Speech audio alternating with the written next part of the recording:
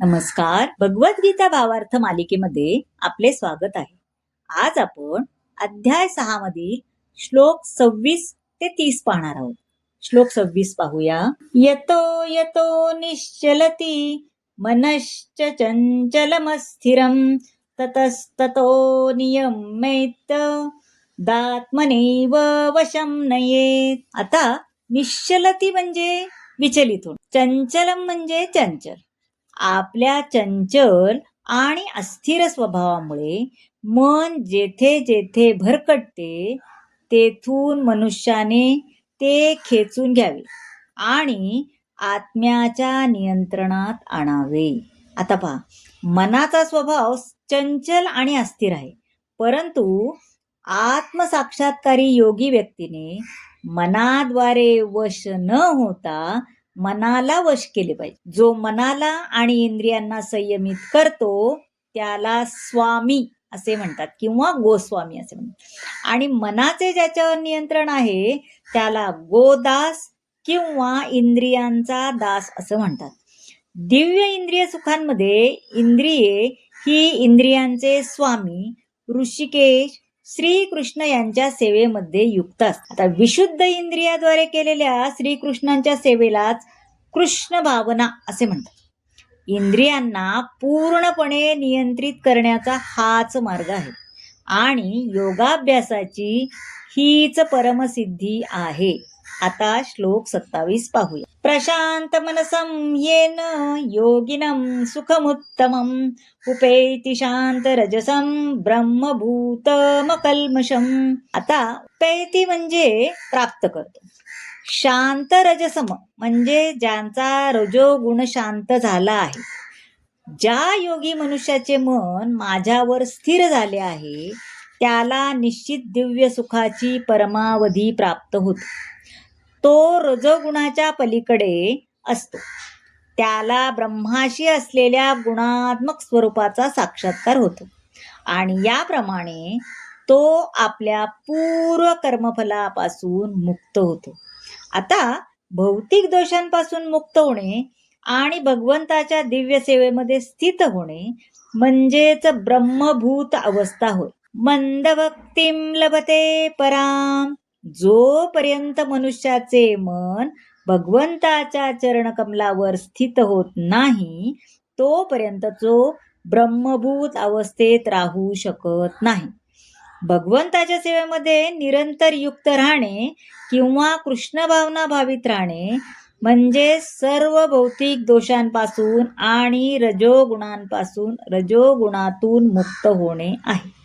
आता श्लोक 28 पाहूया. युञ्जन्नेव सदात्मानं योगी विगतकल्मषा सुखेन ब्रह्म संस्पर्श मत्यंतम सुखमश्नुते. युंजन म्हणजे योगाभ्यासामध्ये युक्त होणे, अश्नू म्हणजे प्राप्त.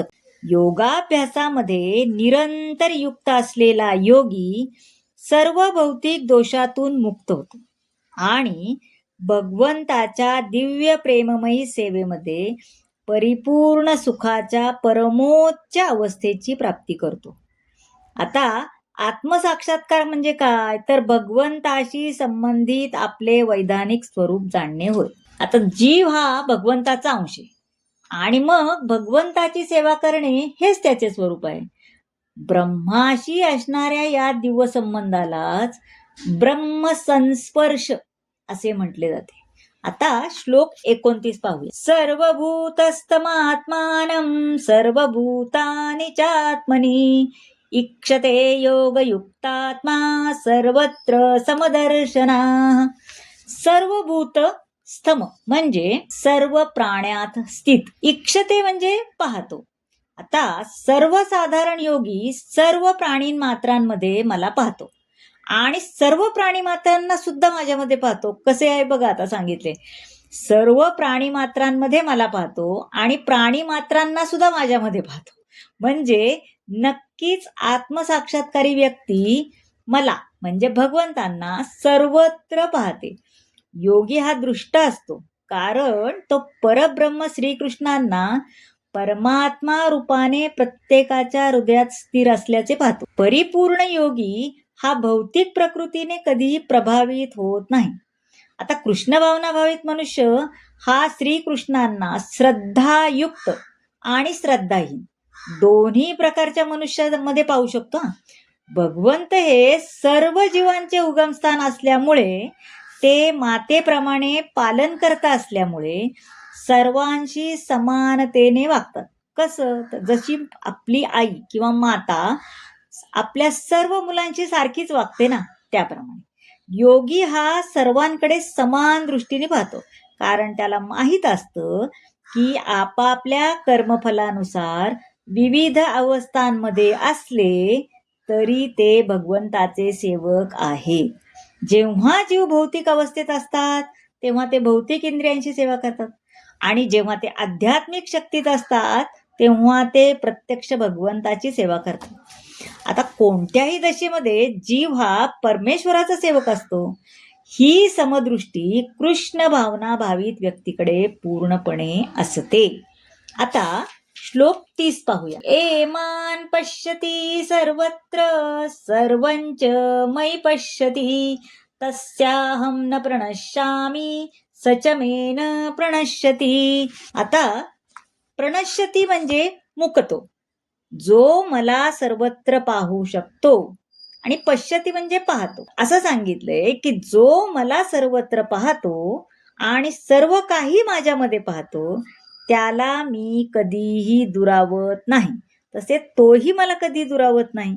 आता पहा, कृष्ण भावना भावित व्यक्ती निश्चितच भगवान श्रीकृष्णांना सर्वत्र पाहते आणि सर्व काही कृष्णामध्येच पाहते. प्रत्येक गोष्टीत त्याला श्रीकृष्णाच्याच उपस्थितीची जाणीव असते. श्रीकृष्णाशिवाय कोणतीच गोष्ट अस्तित्वात राहू शकत नाही असं त्याला वाटतं, आणि श्रीकृष्ण हेच सर्व गोष्टींचे अधिपती आहेत. अर्थात भक्तांसाठी श्रीकृष्ण हेच सर्वस्व आहे आणि भक्त कृष्ण प्रेममय होतो त्यामुळं. तर मंडळी, कसा वाटला आजचा भाग नक्की सांगा. मला तर खरंच खूप आवडला, किती सुंदर सांगितलेलं आहे. तर तुम्हाला कसा वाटला हे नक्की सांगा. आवडला असेल तर लाईक करा, शेअर करा, सबस्क्राईब करा आणि कमेंट जरूर करा. धन्यवाद.